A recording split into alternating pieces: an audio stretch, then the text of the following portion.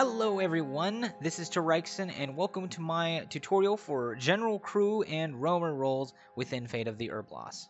Yes, I think this game is complex enough that it warrants its own tutorial. In this tutorial, I will explain how to handle the tools that you are provided with within Fate of the Irrbloss to play the game, give you a basic tour of the ship, and also just give you a rundown of how to play the Roamer role. So, without further ado, let us get started.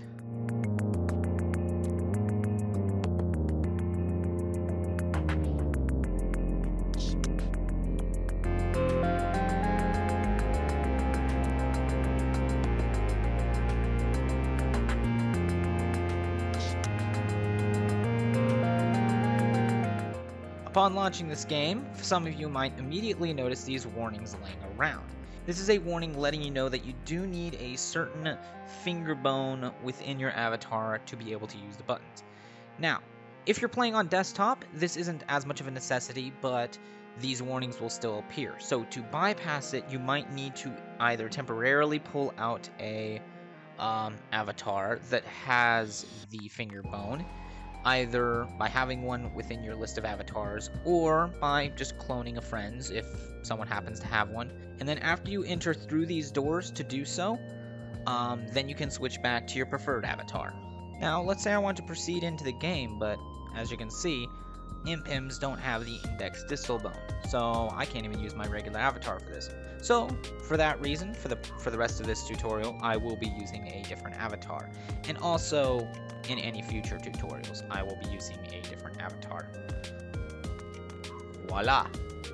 After reading, or, skipping through all the lore, whichever your preference is, you will get to this player select screen. To select the player slot, all you gotta do is, if in VR, walk up to one and touch it, or if on desktop, you click it. It should be noted that the who selected which player slots is, I don't know if this is the technical term, but it's local, so to speak, I think. But what that means is if someone joins your instance after you've selected your player slot and you don't select that player slot again from the time they join, they won't see you've taken the slot. So it's in good practice to communicate with new people who join the instance which player slots are open, so that way everyone can stay in the loop and you don't have people accidentally stealing each other's player slots.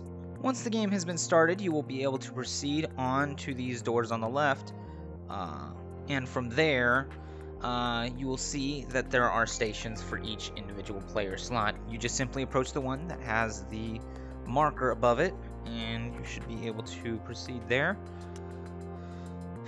And that is when your personal menu will appear on your wrist.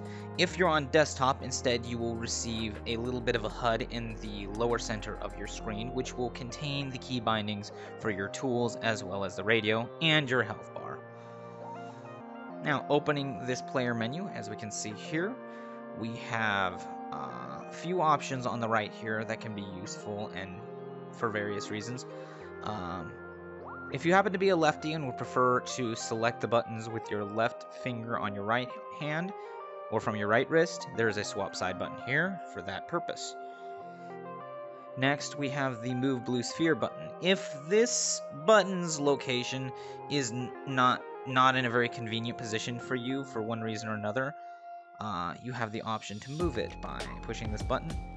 Move it up, down, left, right, wherever. That's weird. Oh, that's really weird. Let's not do that. And finally, you have the Visualize Finger Position button. Pushing this makes a little glowy spot appear on your finger so you know exactly where that finger bone or joint is to push buttons with. I haven't seen a whole lot of practical use for it, but I figured it was worth mentioning in case someone has any need for it. Let's move on to the rest of this player menu. You have your health bar right here in VR, as well as your 3 skills for, your different tools. So first, your firefighter skill relates to your fire extinguisher. Obviously, you use this to put out fires. It's good. I think it is worth noting, however, that you're not extinguishing the fire unless you hear a certain hissing sound, as demonstrated in the following clip.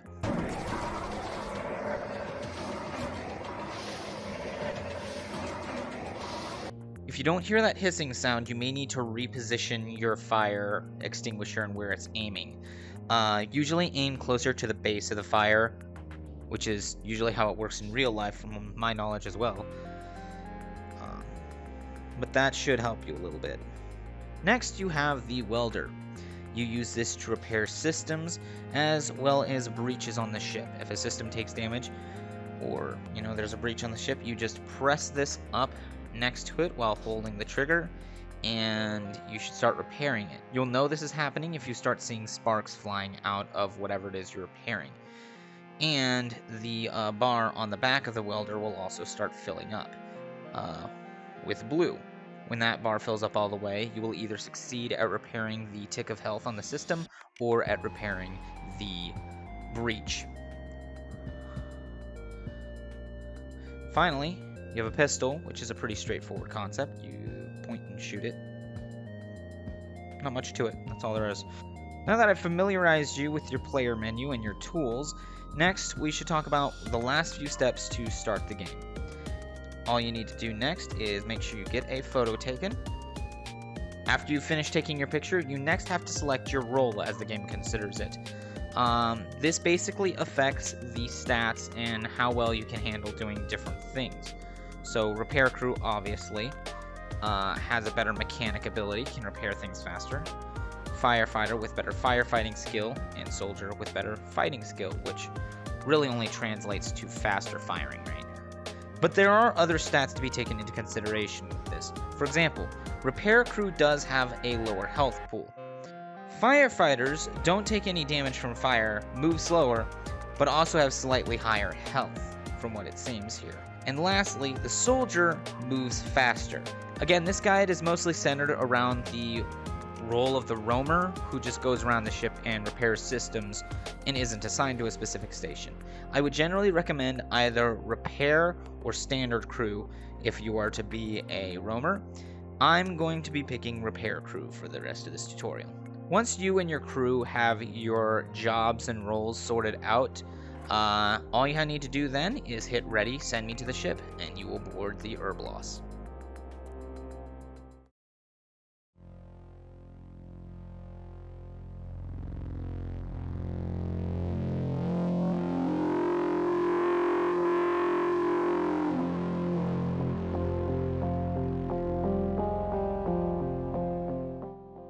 And here we are aboard the Irrbloss. You spawn in the med bay, as you can see behind me, by this weird green machine that shoots out green particles that heal you. Don't ask questions. And here on my left, anyway, I don't know about you guys, it'd be on your right, you can see the map. The map will show you where all the systems are aboard the ship, as well as the location of your crew members by means of the portrait that you just took. As you can see here, I'm in the center of the ship, the med bay, designated by the cross. The ship is broken down, in my mind, into 3 different subsections. Up here at the top, you have the head of the ship. This has your shield station, your pilot station, and your weapon station. So from the med bay, it is towards the front of the ship. The med bay machine is towards the front of the ship. So let's start with this door on the left. You can also see these signs above that tell you where things are. This one right here designates the shield system is on the left. Let's go in there. Here you arrive at the shield station. This is where your shield technician, or shield engineer rather, the board says, will be basically pushing buttons to keep our shields online and keep the ship from taking damage. Leaving the shield system and going back to this hallway, we see this door sign above, which has the pilot symbol. And here we are in the pilot station. This is where your pilot, sometimes people refer to them as the captain, is mostly going to be in charge of, well, handling dialogue and interacting with other spaceships using this panel here. And then over here, the pilot has the star map, which is where he selects locations to travel to, be it either to a different sector or stars within the sector. You don't need to know too much more about that for now, but that is more or less what the pilot does. Now let's move down to this hallway.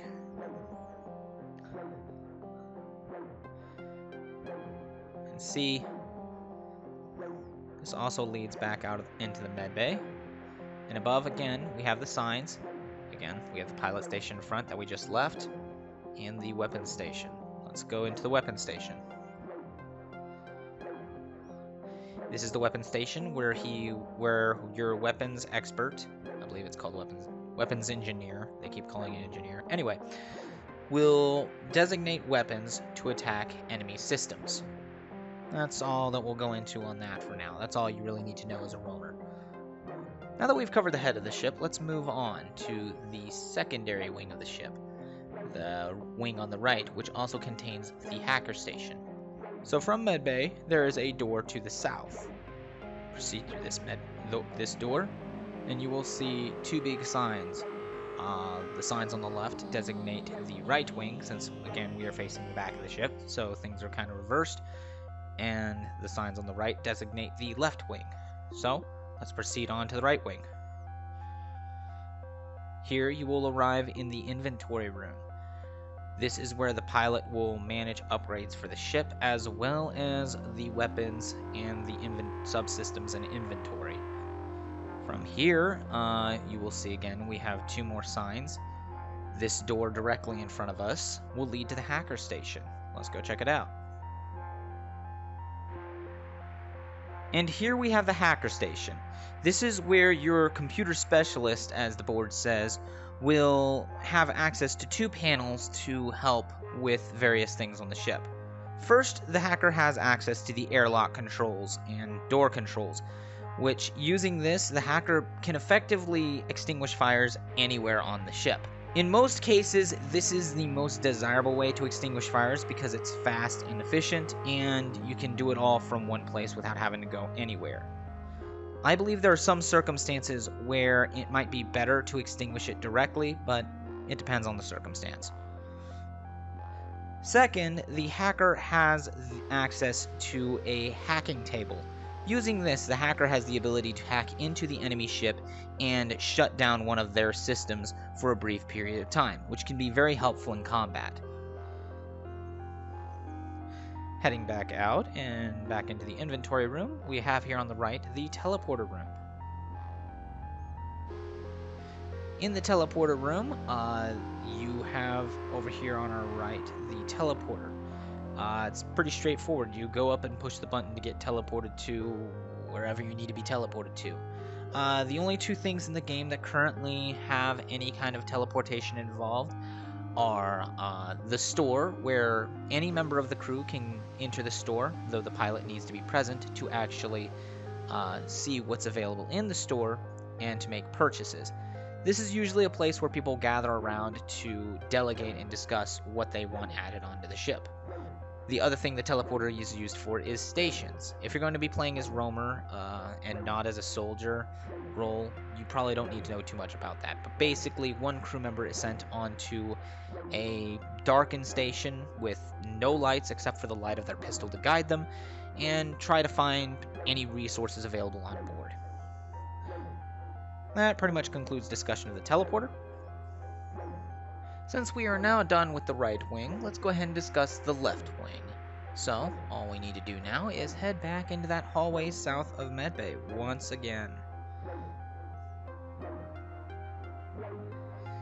So as said before, you had the right wing on the left because we're facing south, and the left wing on the right. So we'll go ahead and proceed through this door. Welcome to the O2 room. So, as you can see, the ship has a bit of a symmetrical layout. We have directly in front of us a door that will lead, if you look at that little sign right there, that leads into comms, and that will lead to the engines. But I suppose we should discuss the O2 room a little bit.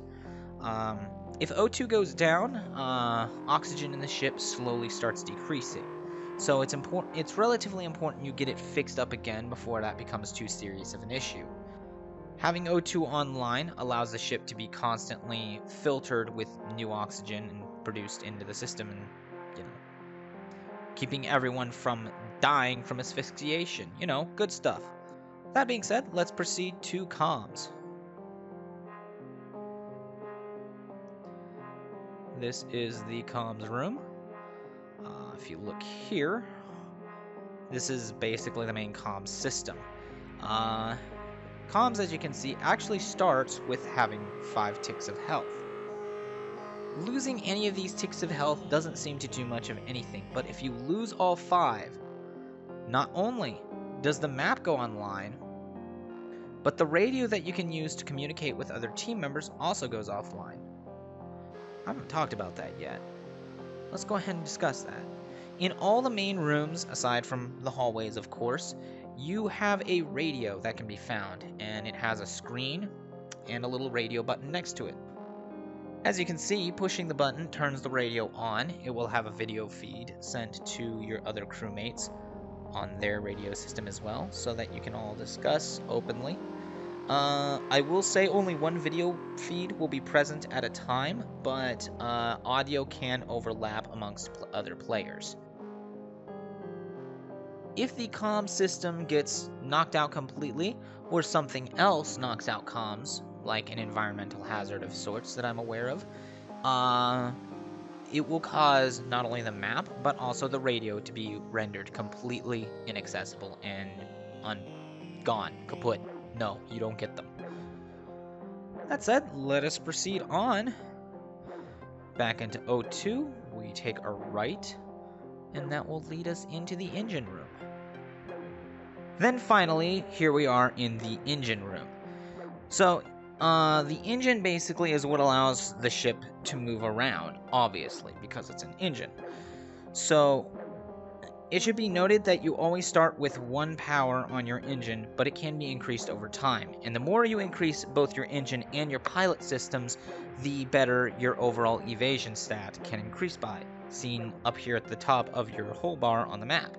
You will start with 7% always, because both the pilot and the engine will have 1 tick each. If either the engine or the pilot station takes damage, it will impact your evasion rate. How exactly depends on what situation you're talking about, be it whether, say, we have 3 ticks and one of them has been hit, so you'll have 1 red bar here and 2 blue. That will result in you losing just a bit of your evasion. However, if either the engine or the pilot system loses all of its health, then you will now be in a situation where you will be at a flat 0% evasion, regardless of what status the other one is in. If either pilot or engine is knocked offline, 0% evasion. This means no lucky breaks. So that's why it's important to make sure you keep your engine up and running.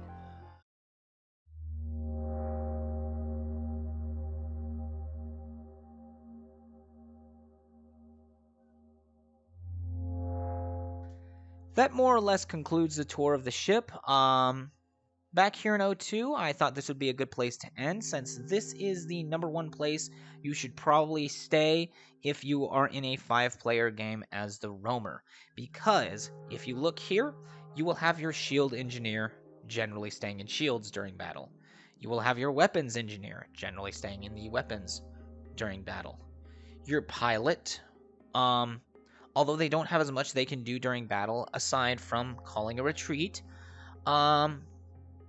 is generally going to stay up here and maybe provide support to the shields or weapons if system gets damaged or if a fire breaks out.